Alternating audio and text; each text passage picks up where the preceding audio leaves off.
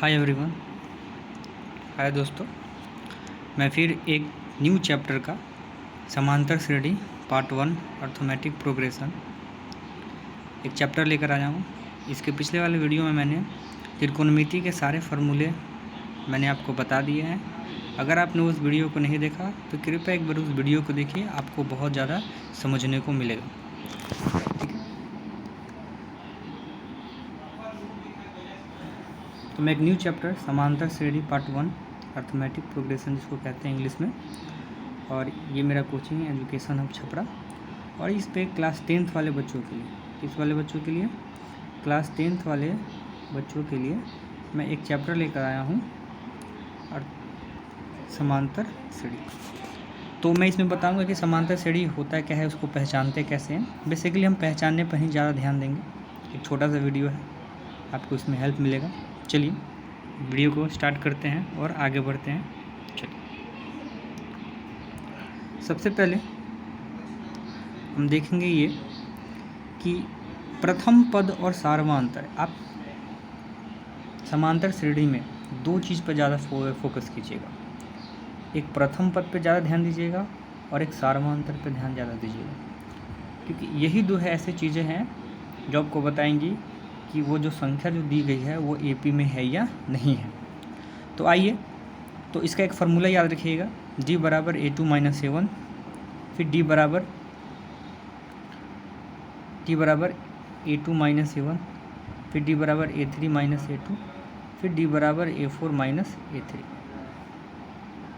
ठीक है, सॉरी अगर a3 नहीं लिखा गया हो तो कृपया आप लिख लीजिए, यहाँ पे होगा a3। ठीक है, a2 minus a1, a3 minus a2 और a4 माइनस a3, ये सार्वमांतर का फार्मूला है। आइए चीज़ों को समझते हैं, कैसे पहचानेंगे कि एपी में है या नहीं। आइए चलिए ध्यान से देखते हैं। पहला क्वेश्चन यहाँ पे दिया गया है पहचान। ठीक है, हम लोग पहचानना चालू करेंगे। पहचान चलो, पहला क्वेश्चन दिया है कि 1, 4, 7, 10, 13 क्या ये एपी में है। पहला सवाल पूछा। तो एपी में होने के लिए जो जहाँ से चालू हुआ है ना, जैसे 1 से चालू हुआ तो यहाँ से करिए, ये a1 हो गया, ये a1 हो गया, फिर ये a2 हो गया, फिर a3, फिर a4 और a5, लगातार हो गया, लगातार हुआ ना, a1, a2, a3, a4 और a5, ये हमारा लगातार हो। देखते हैं, और हमने पढ़ा, यहाँ पे ध्यान दीजिएगा, सबसे इम्पोर्टेंट बात, जिसका सार्वमांतर बराबर है वह एपी में है। तब इम्पोर्टेंट बात है, एकदम याद कर लीजिएगा, जिसका सार्वमांतर बराबर है वो एपी में है, जिसका सार्वमांतर बराबर है वो एपी में है। तो चलिए एपी में है या नहीं हम देखते हैं। तो एक फार्मूला भी मैंने बताया था कि डी बराबर, आपको मैंने बताया था a2 minus a1, a3 minus a2, a4 minus a3, a5 minus a4।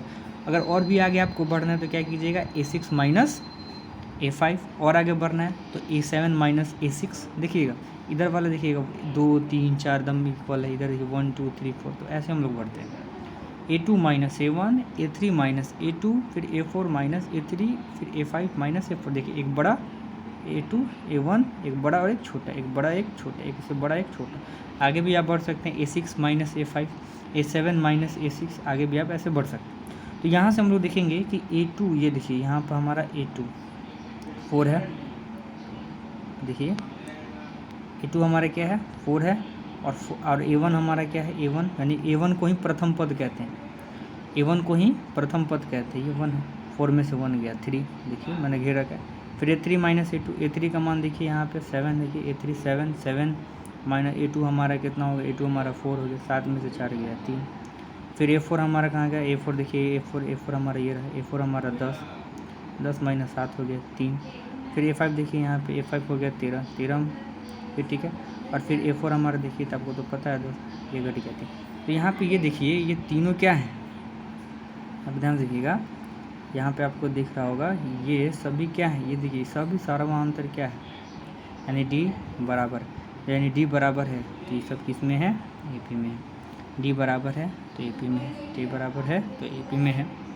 आइए एक और क्वेश्चन लेते हैं यहाँ से। चलिए देखिए a1, ये देखिए 2, 2, 5, 8, 11, क्या ये AP में है?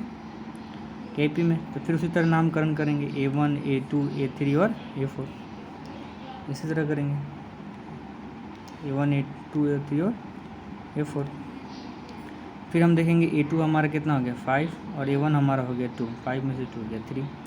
फिर A3 हमारा देखेंगे 8 और A2 हमारा हो गया 5, 8 में से 5 गया 3। फिर A4 हमारा हो गया 11, फिर A3 हमारा हो गया 8, 11 में से 8 गया 3। ये सब क्या है बाबू? देखिएगा यहाँ पे ये सब के सब क्या है, देखिएगा ये सब के सब क्या है, यहाँ पे सर्वांतर इक्वल है, यानी D हमारा इक्वल है। जब D हमारा इक्वल है तो AP में है, जब D हमारा इक्वल है तो AP में है। एक और क्वेश्चन लेते हैं हम लोग, क्वेश्चन नंबर 3 देखते हैं। यहाँ पे देखिए क्वेश्चन नंबर यहाँ पे 3 है, क्वेश्चन नंबर यहाँ पे 3 है।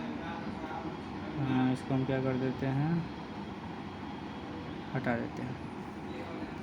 ये A4 A1 हो गया,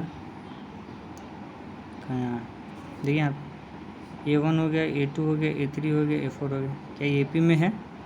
तो D बराबर हो गया A2 माइनस A1। A2 कितना हो गया 4 माइनस 1, 4 माइनस 1 हो गया 3, ठीक है। फिर D बराबर देखिए A3 माइनस A2, A3 हमारा हो गया 16, फिर A2 हो गया हमारा 4, 12, 16 में से 4 गया 12, ठीक है। A4 हमारा हो गया 64, यहाँ चलिए। फिर A4 हमारा देखिए A4 हमारा कहाँ है, A4 हमारा 64 है, A4 हमारा 64 है। A3 देखिए 16, यहाँ पे भी A3 देखिए 16, 64 और 16 घटा दिए तो कितना हो गया 48। क्या देखिए यहाँ पे क्या AP में, यहाँ पे देखिए सर्वांतर इक्वल है, सर्वांतर इक्वल है नहीं इक्वल है। तो सर्वांतर इक्वल नहीं है तो ये क्या होगा, ये AP में नहीं है। तो सर्वांतर इक्वल नहीं है तो ये क्या होगा, AP में नहीं है। बात समझ में आया? तो कैसा लगा ये वीडियो?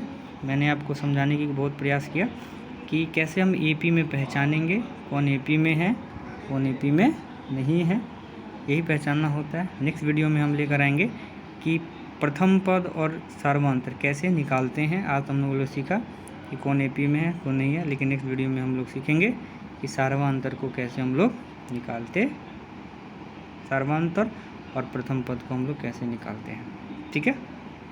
तो ध्यान देते हैं और प्लीज़ वीडियो को अच्छा लगा होगा तो लाइक सब्सक्राइब आप लोग कर दीजिएगा और शेयर कर दीजिएगा तो और भी अच्छा।